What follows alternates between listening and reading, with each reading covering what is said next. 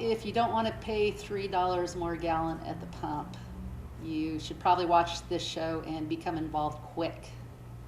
My guest is Lorraine from the Yamhill County Republican Women. She's the first vice president, and she's going to be talking to us about a little bit about the walkout that the senators did and why they did what they did. But most of all, she's going to be, she has an encouraging message of the events this summer, so you definitely want to be part of that, especially when you hear what she has to say. So thank you, Lorraine. Thank you for having us. My pleasure. So the Yamhill County Republican Women, I've had Susan Dawson on several times as a guest, so people will probably be familiar with her. But just an overview, what do you do? Who are you? The Republican Women, we're part of the Oregon Federation of Republican Women and the National Federation of Republican Women. And basically, our mission statement is to empower women through education and through information, so that they're informed, so that when they go out there into the workplace, into the political areas, that they aren't blindsided by everything, which is why at our monthly meetings that we have the type of speakers that we have, and they aren't all political. We've had speakers this year, for example, that were dealing, organizations that deal with the sex trafficking and what is going on nationally and internationally, with the vaccine issues that are going on, with school education and some of the horror stories that are coming out about what is being taught to our children in elementary school in way of sex education.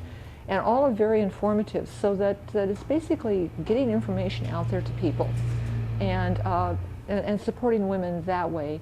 And every year, depending how our fundraising goes and so forth, our goal is to give at least a small stipend of some, or a small scholarship, or whatever you want to call it, amount to some of the women's places like the women's shelters and that type of thing, so that women that are in danger or need help would do our little bit at what we can to be able to help them out and hopefully get them on their feet to where they can stand up for themselves. That's kind of where we're coming from. So we are involved politically to the point where we do stand with the Republican principles of more limited government. The less government, the better type of a thing, and the government closest to home is most responsive to the needs of the people. That our Constitution is not a living, breathing document. It's a foundation, and as a foundation, it's not built of sand, it's built of stone. That whole kind of a thing. And that the people that we elect to office are not there to be our leaders. They are there to do work for us.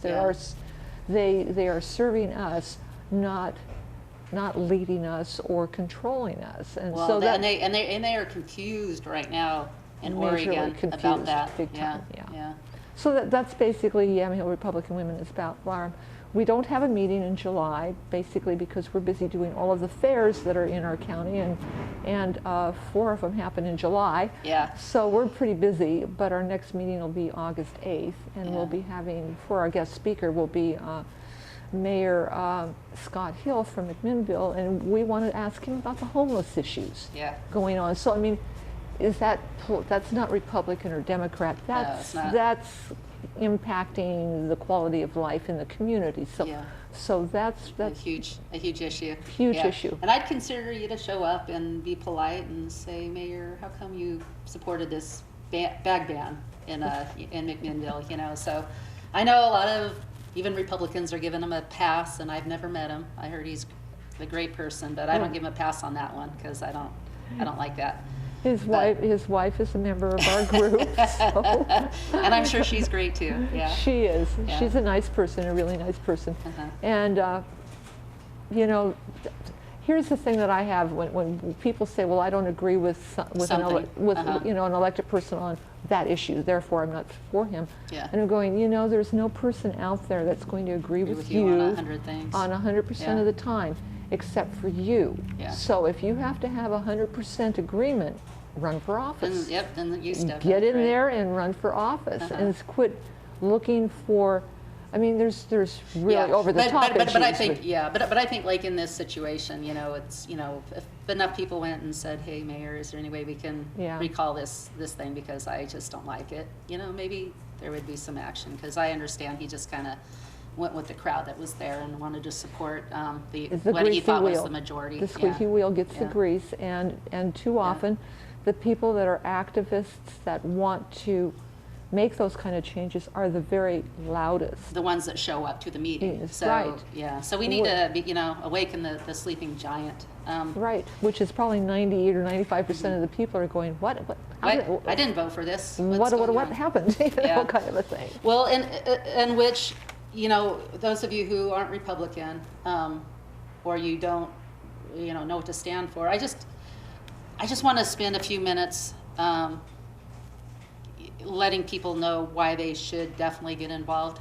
And by the way, men come to the Republican women too to hear the speakers. More than welcome. But the women, you know, we're better at baking cookies and kind of like, you know, doing that thing that women do best, you know. And I think we want to take care of people, and they just oiling the squeaky the wheel that's squeaky or whatever will kind of like make things happen. Whereas the Republicans themselves, they kind of hold a different spot, you know, doing different things maybe on doors, but the women seem to be just regularly like busy beavers, I guess. Well, we are pretty involved, and we do get involved, and we have, like I say, we do our fundraising, like we'll have our garage sale coming up, and we'll be posting that on our website, which I welcome everybody to go to, and to our Facebook page. And we'll be having our garage sale in Newburgh and possibly another one in McMinnville later after all the fairs are over. Okay, more in September? In September, and late August and early September. So we'll be doing that, and when we use it to raise funds with, you know, so we're looking for donations of decent stuff that'll look good in a garage sale. We'll always take that. Yep. And feel free to stop here too if you don't, you know, if you can't remember how to get a hold of them. You know, come here and I'll be able to get a hold of them. Yeah. So. Yeah, that would be fine. Maybe drop it off here too. Okay. Well, we'll take a look at anything that we think we can sell in a garage sale, because, you know, we're always looking for those donations, and we, like I say, we put it to good use, and a certain percentage of our money at the end of the year, you know, because we are a nonprofit, we're not for profit. We try, and it goes back into the community in those programs that are helping women. Yeah. So that's what we're after. Yeah. Okay, so I got a hold of Senator Thatcher after hearing about not just that they did a walkout, but that the Governor, Kate Brown, is actually threatening to arrest them. Yeah. And I find it interesting that in 2001, that Governor Kate Brown, then she was the Secretary of State. Well, she was in charge of the Democrat, I think, on the House floor. I might be saying that wrong, but anyway, she staged a walkout herself. And I mean, it's mind-boggling how hypocritical that is. That she did it, but then now she's threatening arrest. I mean, what if it was the other way around, and you know she was arrested? You know, I mean, we'd think, oh wow, police state. But now she's using terms that are really police state type terms, and it's pretty scary. So I messaged Senator Thatcher and said, hey, just want to see how you're doing, praying for you, and is there anything that you want me to tell, you know, or talk about? And she said, yeah, she wanted us to focus on the abuse of power that the Democrats are doing, and you know, as far as this cap and trade bill goes. Apparently, they made a promise when they were talking about the vaccines and the gun control and bill. The gun control bill. Right. And they made a promise that they were going to take this cap and trade bill to the voters, and instead of doing that, they backpedaled, and that's why they, you know, walked out again. Some of the bullying tactics they're used. So you want to go over some of these things? As I understand it, from the bits and pieces that I'm hearing, you know, media and whatever, is that yes, the Democrats had agreed when they walked out the first time. It was over the vaccine bill, and it was over the gun control bill. To get them to come back, they had to basically drop those two bills off of there, and then let's just knock it off with this cap and trade. And they came back in, and there were business going about. Well, what the Democrats did is now all of a sudden this cap and trade is an emergency bill. And as soon as they attach the emergency clause to a bill, it cannot be referred. To the voters. It cannot be referred to the voters. It goes into effect 24 hours after signature. So the Republicans, being a super minority now, they don't have the votes to stop it. So all they could do was just deny them a quorum by walking out. And Kate Brown did ask the governor over there to send her state police, or their state police, Idaho State Police, to go arrest them. Do you really want to be against this woman? You know, the Governor Kate Brown. What if you know, Lavoie, that whole situation, a man got killed innocently. You know, this is dangerous when this starts happening. When she's using her power to do stuff like this, you could agree with her, or think cap and trade is great or whatever. But you know, she did a walkout in 2001, and I don't know the circumstances, everything, but she did it. So she apparently believes that that's okay. And so, but it's, you know, for thee, but not for me kind of an attitude that it's an elitist, yes, arrogant attitude. Yeah, and as long as she's in power, she has the power to do something. She can do as she wishes, but don't you dare do back to her. Yeah. Because then you're being retaliatory. You know, it's craziness. If you ever heard of Agenda 21, they weren't able to push things through, but they want population control. They have to get rid of population to. I mean, it's Orwellian. It's apocalyptic. You know, this Agenda 21. Well, I'm guessing with the election of Donald Trump, I'm not sure, but they moved it. Now they call it Agenda 30, except it's a lot worse. And so, really, what they're pushing here for the cap and trade, it's an emergency, so the world doesn't come to an end. So they have these crazy things that are going to put businesses out of business, and this isn't just a maybe. This is going to happen. This is going to be so catastrophic. I mean, it's going to put a lot of you in poverty, because you're paying $3 a gallon for your gas, and you can barely afford to go to far away, where your job is, let alone when that happens. So right now our gas is more expensive than it is in Washington and Idaho. It's already more expensive, I'm sure, due to the tax. So they want to add $3 more a gallon. It won't take effect right away. Right, I think it's I believe the number that's starting out immediately will be 16 additional cents, and it will be progressively added to each and every year or so until it reaches the $3 tax per gallon. Yeah. So So right now it's like $3 and let's say 50 cents, depending on where you go. So now we're looking at $6.50. Now, do we want the government taking that many tax dollars from us? I mean, not even. They already tax the heck out of us. Oregon is such a high tax state.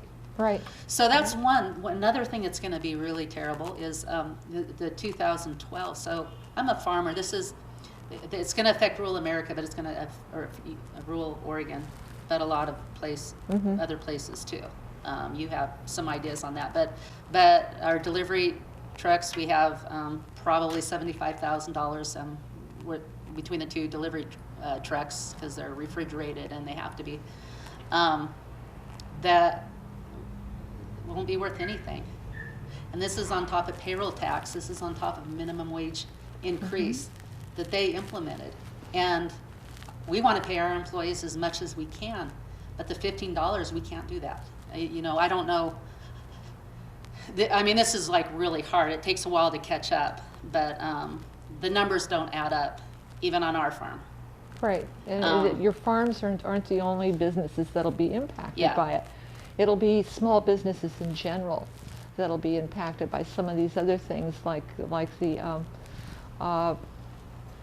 gross receipts tax thing that they're putting on, where they're saying, well, if a business makes $1 million or more a year, unless you are the right large businesses, because the big companies have got cutouts where they're not going to be paying it.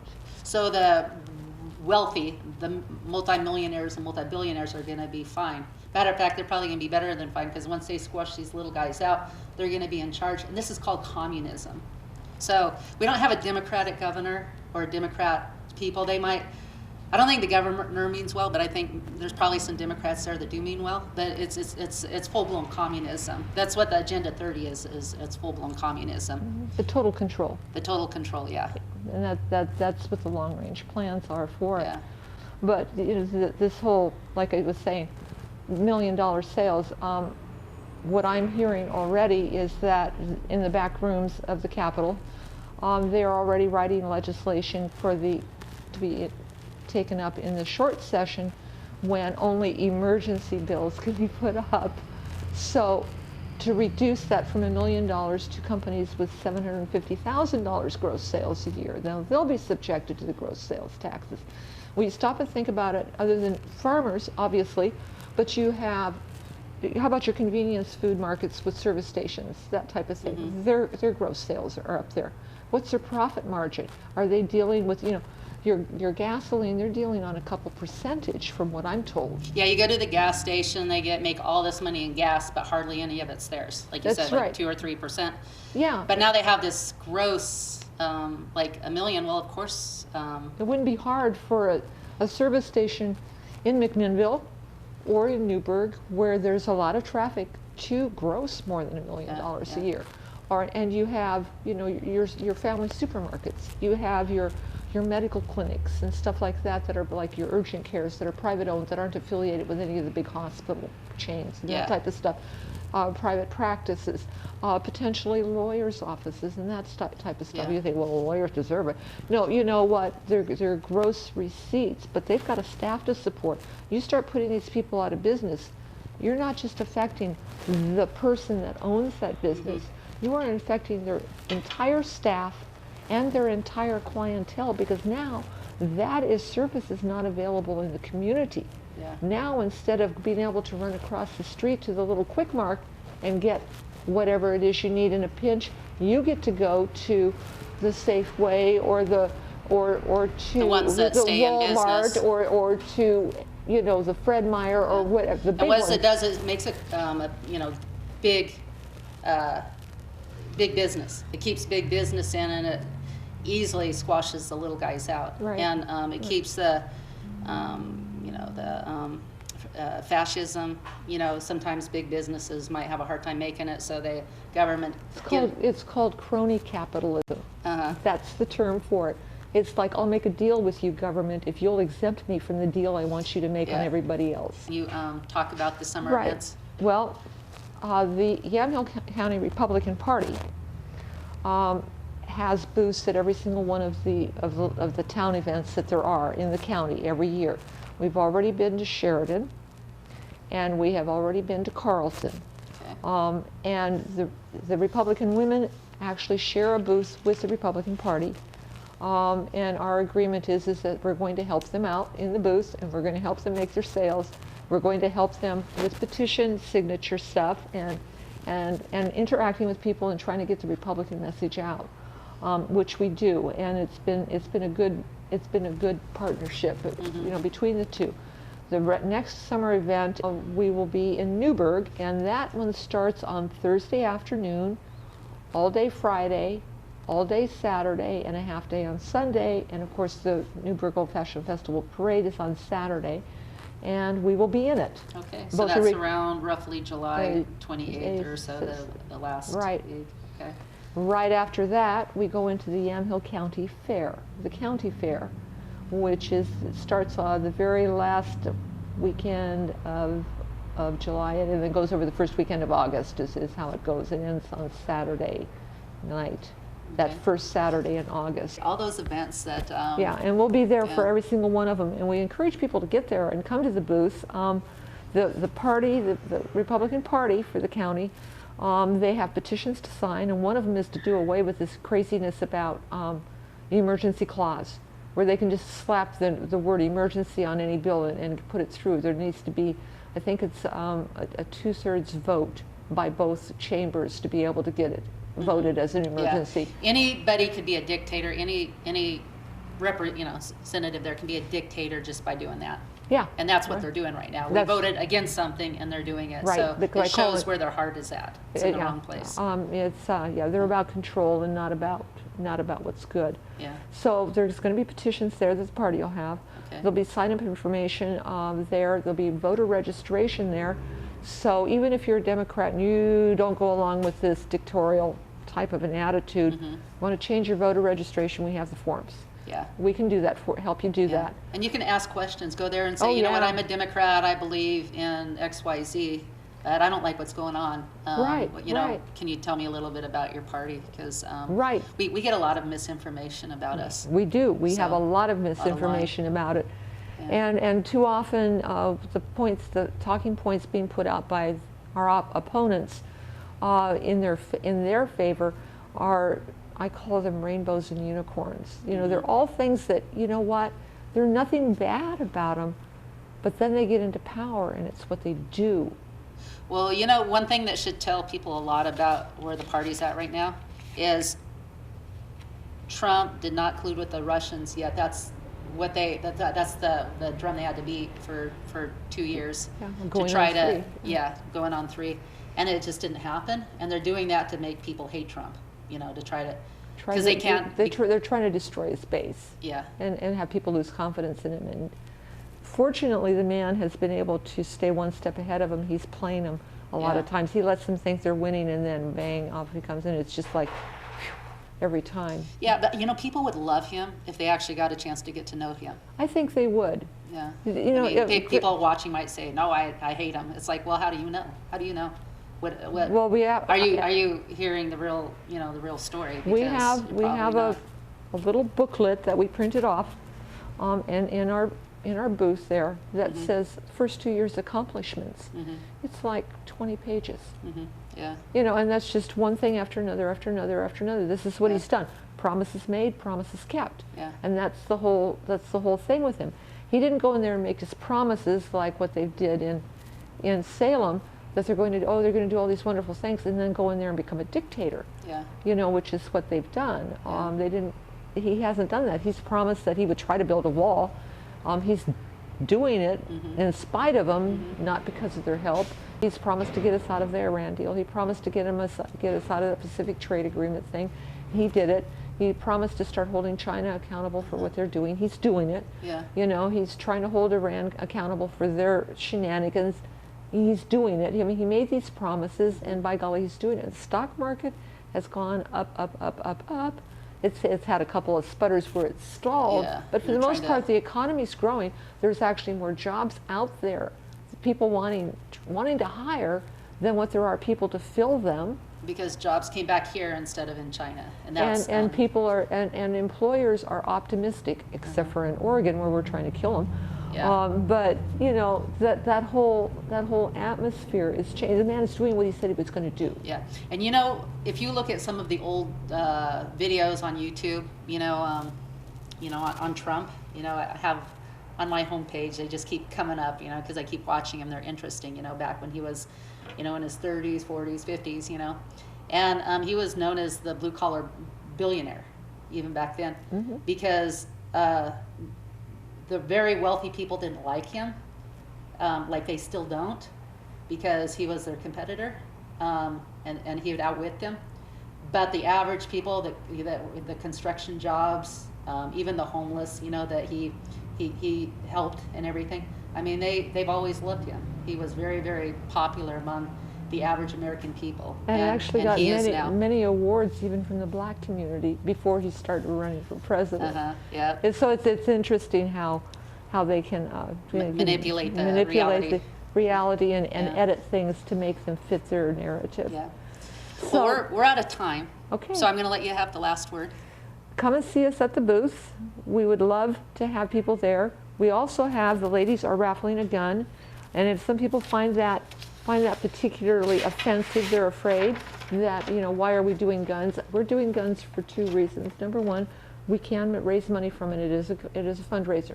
Number 2, by golly, we stand with the Second Amendment. We stand with the Constitution as written, Yep. not as interpreted through the liberal courts.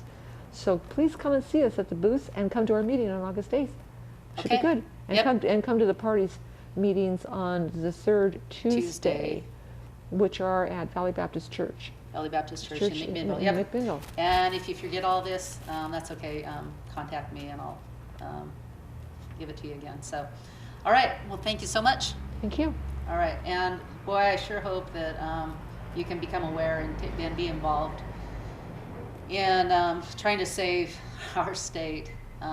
It's going to look pretty bad if they get by and get everything passed that they want to pass. So let's not let that Don't happen. let it happen. No. Yeah, No, it's real no. scary. But anyway, but you know what? The main thing is pray, pray, pray, and pray for our senators right now and the Republicans there that are trying to do what's right. Thanks for tuning in. Have a good week. Bye bye.